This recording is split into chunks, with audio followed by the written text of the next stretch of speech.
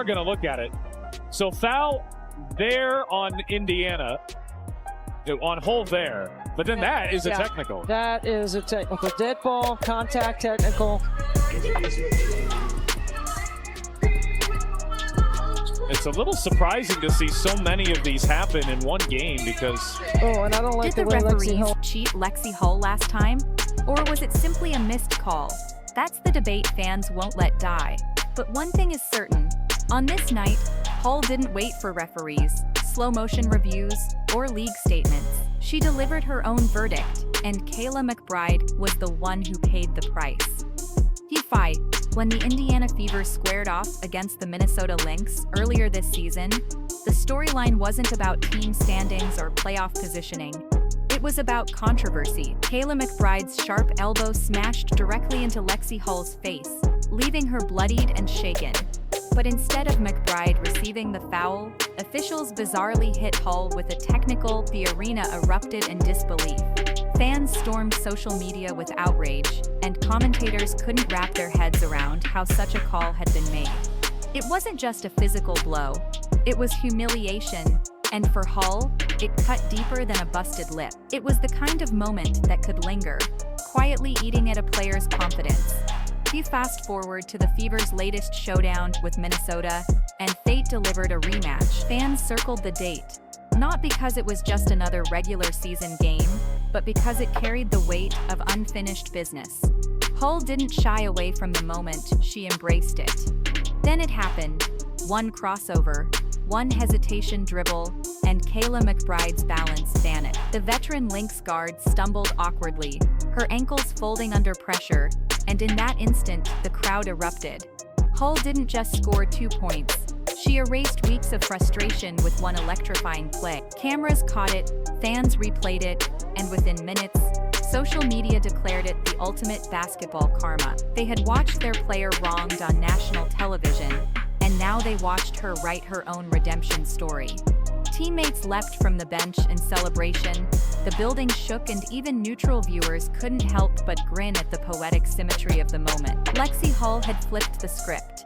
She went from victim to victor, from being the player punished unfairly, to the one delivering humiliation on the same opponent who had once bloodied her. This wasn't just about one play, it was about identity. Indiana has spent the season battling injuries, bad whistles, and doubters.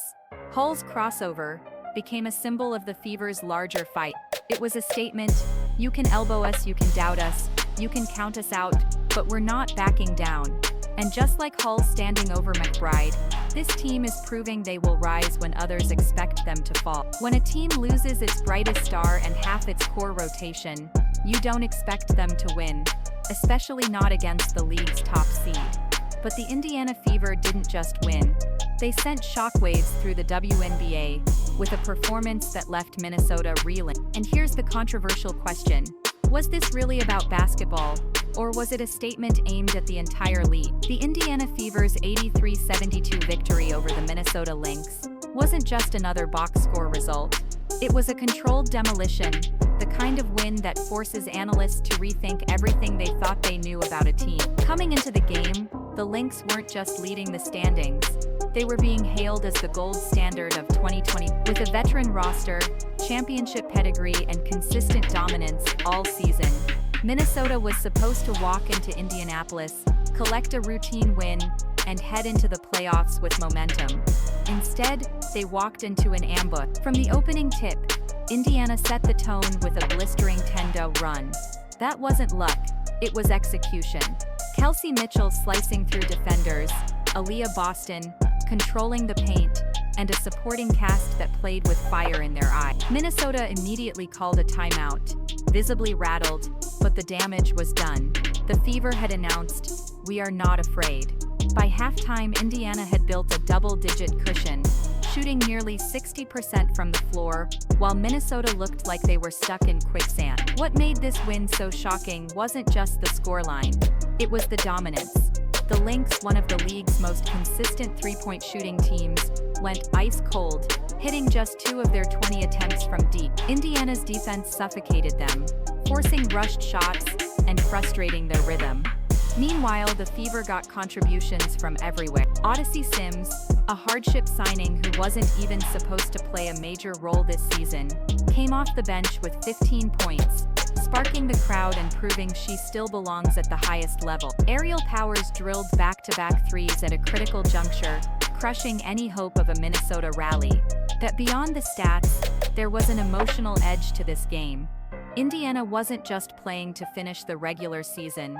They were playing to send a message. They were tired of being dismissed as Caitlin Clark's team, tired of being called fragile because of injuries, and tired of being labeled underdogs with no chance against contender. This win was a declaration. The Fever are no longer just rebuilding. They are competing, and they are dangerous. For the first time in nearly a decade, Indiana looked like a team that belonged in playoff conversations, not as token participants, but as legitimate threats. And perhaps most importantly, they had done it without Clark on the floor.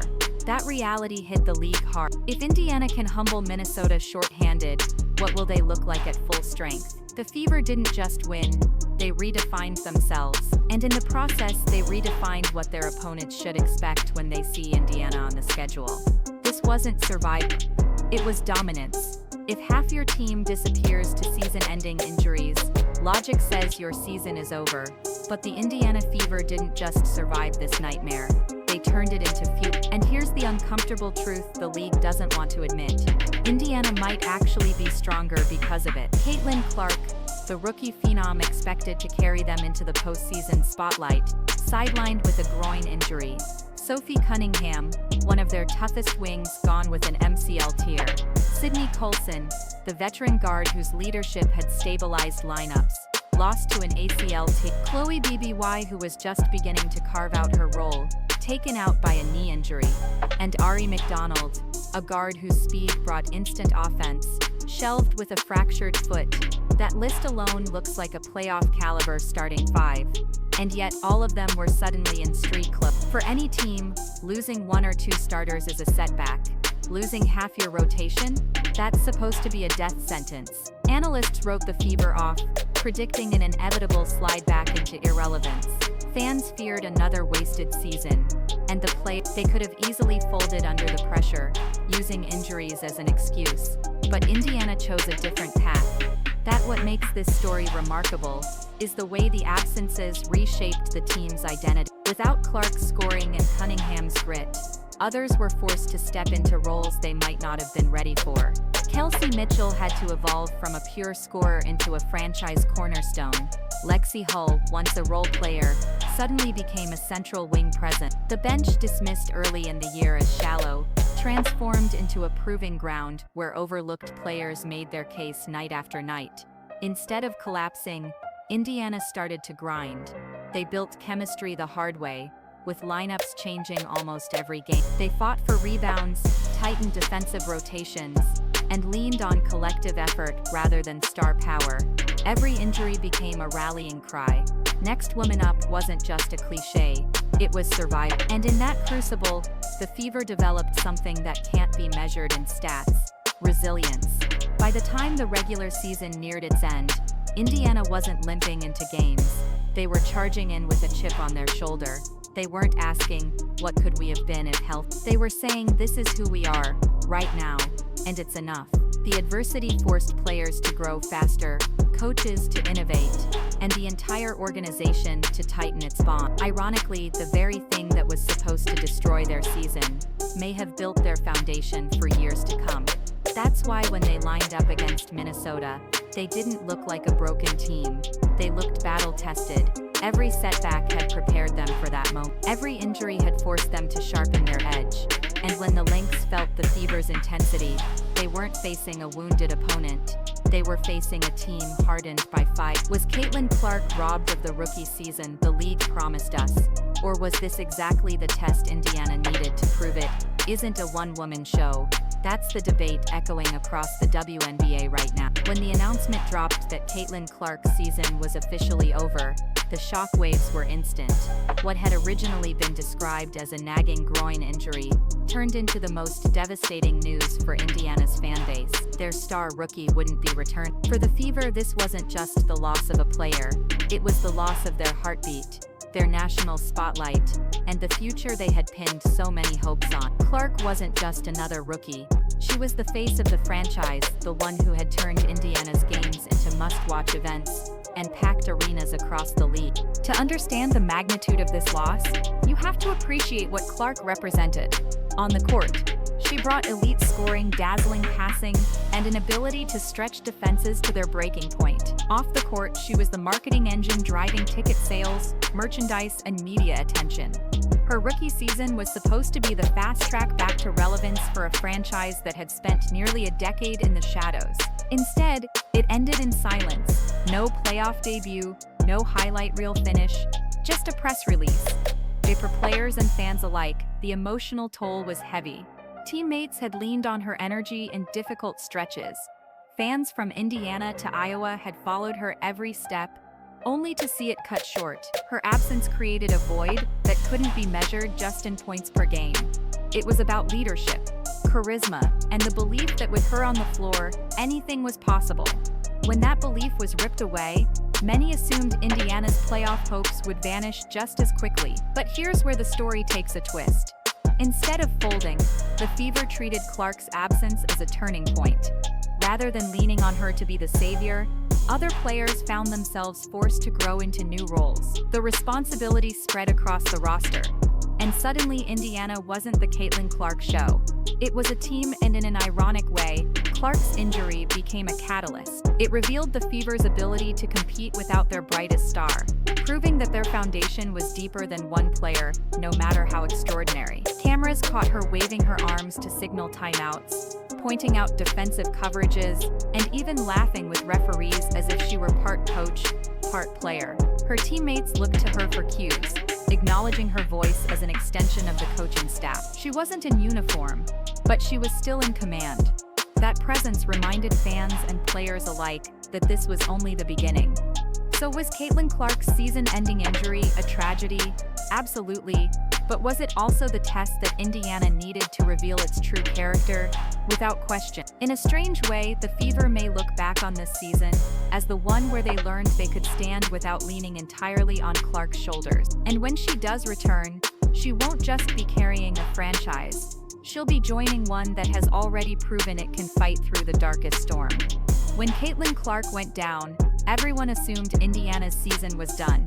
But then Kelsey Mitchell walked onto the floor and flipped the script. And here's the part the league doesn't want to admit. Mitchell didn't just fill a void. She became one of the most unstoppable scorers in WNBA history. For years, Mitchell has been a reliable scorer, known for her quick release and fearless drives. But this year, she wasn't just scoring. She was carrying the franchise. When Clark's groin injury shut her down, the offensive burden fell squarely on Mitchell's shoulder. Most expected her to struggle under the pressure of double teams, tighter scouting reports, and the knowledge that every defense would key in on her. Instead, she thrived. Night after night, Mitchell delivered over 20 points per game, a feat that placed her in elite company. She didn't just rack up numbers, she did it while facing the toughest assignments imaginable. Defenses trapped her, threw bigger defenders at her, and designed entire game plans to slow her down. Yet Mitchell sliced through coverages with speed, precision, and sheer willpower. Her performances weren't empty stats on losing nights. They were lifelines, keeping Indiana afloat when the season could have drowned in injuries and doubt. Catch and shoot threes, pull-up jumpers, downhill drives, acrobatic finishes at the rim. Mitchell had it all in her arsenal, and the more pressure she faced, the more she elevated her game. She broke down defenders with crossovers, exploited mismatches with fearless penetration, and punished teams that dared to give her space from deep. Her offensive explosion didn't just match expectations. It shattered them, surpassing even Tamika Catching's legendary single-season scoring marks in franchise history. She became the engine, the leader, and the heartbeat of Indiana's offense. She handled the ball more than ever, setting up teammates while still being the primary scoring threat. Her willingness to carry that load showed the kind of maturity that separates stars from legend. What fans witnessed wasn't just Kelsey Mitchell filling in while Clark healed. It was Mitchell redefining herself as the cornerstone of Indiana basketball. They weren't supposed to scare teams when their rookie sensation was sidelined. Yet Mitchell turned that narrative upside down. She gave the Fever something invaluable: credibility. Her dominance forced analysts, fans, and even opponents to recognize Indiana as more than a one-player team. By the time the Fever stormed into their season-defining win against Minnesota, Mitchell's presence was undeniable. She wasn't just scoring in the flow of the game, she was dictating it. Every possession started with her. Every defensive adjustment revolved around her, and every highlight seemed to showcase her speed, her craft, and her refusal to let Indiana fold. In short, Kelsey Mitchell didn't just keep Indiana's playoff hopes alive, she elevated them. She proved that the franchise has more than one superstar. And now as the Fever enter the postseason, she stands as living proof that Indiana's future doesn't just rest on Caitlin Clark's shoulders, it rests on a two-headed monster. And Mitchell is the one who made sure the world took notice. Superstars get the headlines, but it's the anchors that keep teams from sinking. And if Kelsey Mitchell was Indiana's fire, Aaliyah Boston was their foundation. The real question is, did the Fever quietly discover the most reliable big in the league? In a season defined by chaos, one constant remained: Aaliyah Boston. While the roster around her crumbled with injuries, while rotations changed game after game, and while Indiana fought through waves of doubt, Boston was the stabilizer. Every team needs that one player you can count on, no matter the circumstances. And for the Fever, Boston filled that role perfectly. Her numbers tell part of the story, averaging 15 points per game, while pulling down more than 8 rebounds over the final stretch of the season. But to stop there would be an injustice. Boston wasn't just collecting stats. She was redefining what it meant to be reliable in the middle of an unstable season. Night after night, she provided the muscle inside. She bodied up bigger forwards, cleared the glass against double teams, and gave Indiana extra possessions they had no business getting. That effort added up. Not only did she become the team's leading rebounder, but she also set a new single-season record for rebounds in Fever history. Think about the context. Half the roster was in street clothes. Defensive coverages were collapsing on Mitchell.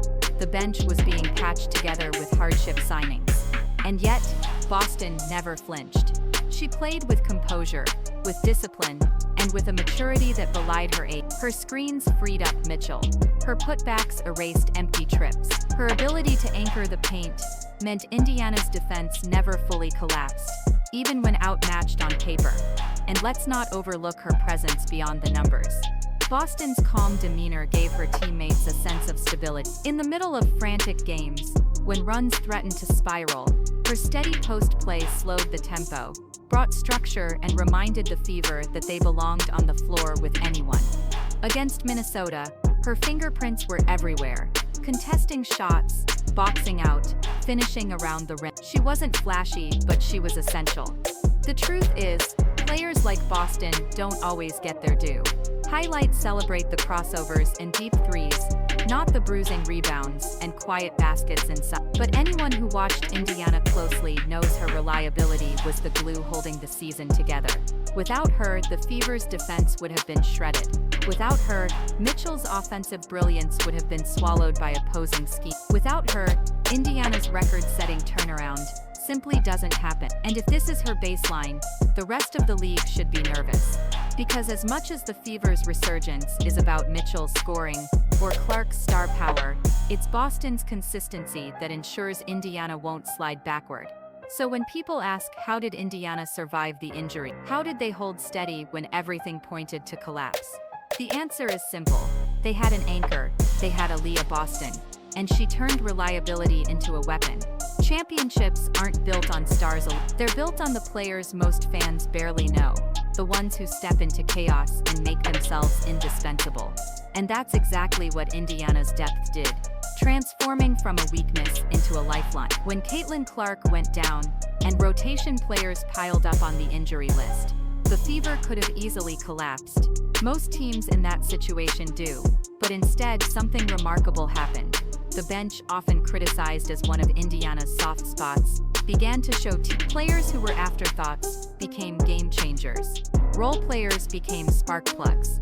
And together, they turned Indiana's depth into one of the season's most underrated storylines. Known more for her hustle than her stat lines, Hull became a defensive weapon Indiana could not afford to take off the floor. Her ability to chase shooters, dive into passing lanes, and contest without fouling gave the Fever a much-needed edge on the perimeter. Every team needs a player willing to do the dirty work, and Hull embraced that role with fire. She wasn't filling highlight reels. She was keeping opponents' stars uncomfortable.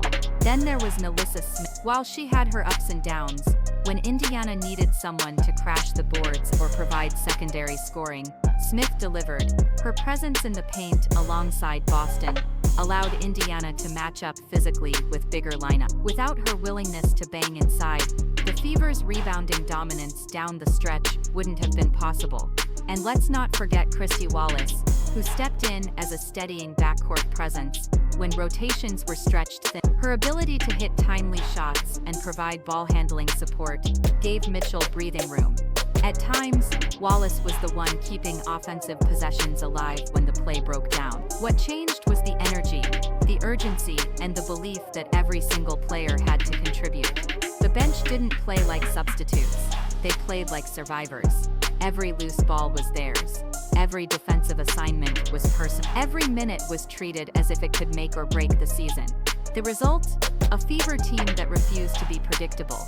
Opponents couldn't just double Mitchell and wait for Indiana to fold. They had to account for Hull's steals, Smith's boards, Wallace's jumpers, and the relentless hustle of players who had been overlooked all year. Depth became disruption. Disruption became confidence. And confidence became... Stars get the headlines, but it's the so-called role players who decide seasons. Indiana's depth proved that. Without their rise, the Fever never pull off their defining victory against Minnesota. Without their grit, Indiana never locks up a playoff spot. Without their transformation, Indiana never discovers the backbone that turned a season of setbacks into one of resilience. So yes, Mitchell lit up the scoreboard. Boston anchored the middle. Clark electrified the headlines. But the hidden truth of Indiana's turnaround? It was the depth. The players nobody saw coming that gave this team its soul. Great coaches aren't defined by the game plan they walk in with. They're defined by how they adapt when everything falls apart. And that's exactly what Indiana's coaching staff did. They ripped up the old script and rewrote a new one that saved the season. When Caitlin Clark went down and injuries kept piling up, Indiana's system was on the brink of collapse. The offense had been built to revolve around her shooting range, her vision, her gravity. Without her, the Fever looked dangerously one-dimensional. Early in the season, possessions often stalled, defenses suffocated Mitchell, and Indiana's lack of offensive flow was painfully obvious. The playoffs looked like a distant dream. But here's where the story changes. Rather than stubbornly clinging to what wasn't working, head coach Christy Sides made a bold pivot. The Fever shifted from being a star-centric offense to a team-oriented system built on movement, defensive toughness, and rebounding dominance. This wasn't about one player carrying the team anymore. It was about maximizing everyone's strength. The new strategy was clear on both ends of the floor. On offense, the Fever slowed things down, leaned on high pick-and-rolls with Boston and Mitchell, and emphasized inside-out play instead of living and dying by the three. They prioritized ball security, reduced risky passes, and forced opponents to defend long, grinding possession. This change wasn't flashy, but it was brutally effective. And defense, Indiana got scrappier. Sides drilled her players on help rotations, switched more aggressively on the perimeter, and turned Hull and Wallace into defensive pests. Opponents suddenly found themselves in low-scoring slugfests instead of fast-paced shootouts.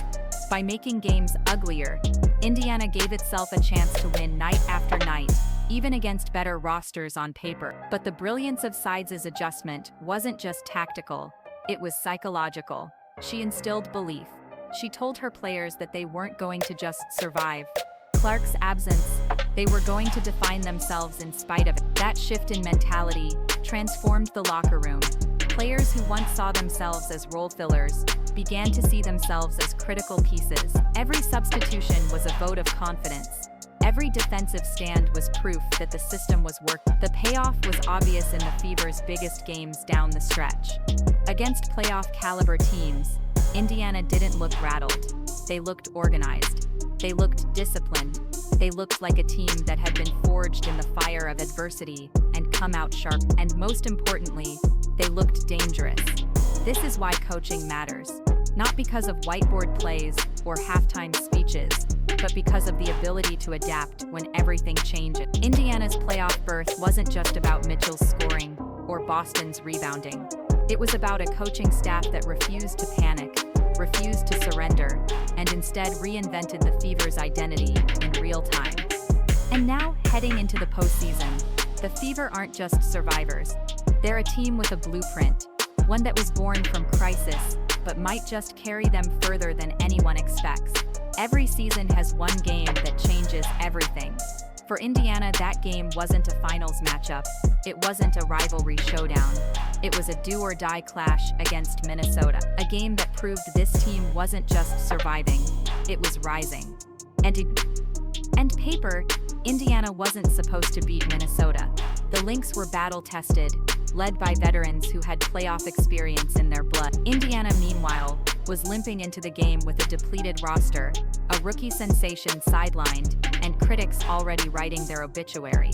For many analysts, this was supposed to be the night the Fever's playoff hopes officially died. But instead, it became the night the franchise rediscovered its identity. From the opening tip, the Fever played like a team with nothing to lose. Kelsey Mitchell attacked relentlessly, forcing Minnesota to pick their poison, either leave her space and watch her bury jumpers, or double her and watch Indiana's supporting cast punish them. Aaliyah Boston set the tone inside, grabbing rebounds as if every board was a personal statement. Players like Lexie Hull and Melissa Smith contributed the hustle plays that don't show up in box scores, but break opponents' backs, loose balls, deflections, and second chance opportunities. What made this game defining wasn't just the win itself, it was how Indiana won. They didn't luck into a last-second miracle shot. They didn't sneak by on a fluke. They dominated the hustle categories. They locked in defensively. They looked like the tougher, hungrier team from start to finish. By the time the final buzzer sounded, it wasn't just a victory, it was a statement. The Fever had proven that they could go toe-to-toe with a playoff-caliber opponent, even without their star rookie. And for the players, that realization was electric. You could see it in their body language, the chest bumps, the energy on the bench, the way they carried themselves off the floor. This wasn't just another game, it was validation. For weeks, people had doubted them, questioned their depth, dismissed their resilience. That night against Minnesota, all those doubts evaporated. For the fans, the win felt like a turning point. Social media exploded with highlights. Fever supporters flooded the timeline with messages of pride, and suddenly Indiana wasn't the league's underdog anymore. They were its nightmare. The win injected belief into the locker room, into the fan base, and even into the front office. It was the proof they needed that the rebuild wasn't just ahead of schedule, it was happening now. And in hindsight, that game will be remembered as the hinge point of the season. If Indiana had lost, the narrative would have been about collapse, wasted potential, and another year of disappointment. But by winning, the Fever flipped the story entirely. They weren't the team that folded under adversity. They were the team that thrived because of it. That victory didn't just keep their playoff hopes alive. It forged their identity as a team, built on resilience, grit, and an unshakable will to fight. And when people look back on Indiana's journey, they'll say it all shifted on that one night, against that one opponent, in that one defining win. And that's exactly what the Indiana Fever have shown us. A team reborn in the face of chaos, carrying a future brighter than anyone imagined. A rookie phenom in Caitlin Clark was meant to headline their rise, selling out arenas and leading Indiana to relevance. Instead, fate intervened, injuries piled up, rotations collapsed, and Clark was forced to watch from the sideline. For most franchises, that's the type of setback that sends an entire season spiraling. But for Indiana, it became the crucible that hardened them into something stronger. First, it means the Fever have built an identity that no injury, no bad call, no setback can erase. They are no longer Caitlin Clark's team, they are Indiana's team. A roster filled with fighters like Kelsey Mitchell, who carried the scoring load night after night. Aaliyah Boston, who dominated the paint with a maturity well beyond her years. Lexie Hull, who turned a humiliating moment into her signature highlight. and a bench unit that refused to shrink under pressure. This is the DNA of a contender. Second, it means the Fever have rediscovered something fans have been longing for: belief. For nearly a decade, Indiana basketball was defined by mediocrity, constant rebuilding, and broken promise. But now, for the first time since Tameka Catchings hung up her jersey, the Fever have shown signs of becoming a legitimate force. A winning record, playoff contention, and a new culture of resilience signal that the drought is ending. And finally, the biggest implication lies ahead. Caitlin Clark will return. When she steps back onto the floor next season, she won't be walking into a desperate, dysfunctional roster. She'll be joining a group that already knows how to fight, how to win, and how to carry itself with pride. Imagine Clark's shooting range paired with Mitchell's scoring drive, Boston's rebounding muscle, and Hull's defensive grit. Imagine her leadership layered on top of the chemistry this roster has already forged through adversity. That's not just a good team, that's a dangerous one. So what this season taught us is simple. The Fever aren't a one-player story. They are a collective story of survival, revenge, and resurgence. The win against Minnesota wasn't just payback. It was a preview of what's come. The playoffs this year may be about testing their limits, but the years ahead, they're about rewriting the entire script of Indiana basketball. The Fever are back, not just to compete, but to contend. And when Caitlin Clark returns to the lineup, the rest of the WNBA better be ready. Because if Indiana can be this good without her, imagine what happens when she's leading the charge again. This isn't the end of the story, it's just the beginning.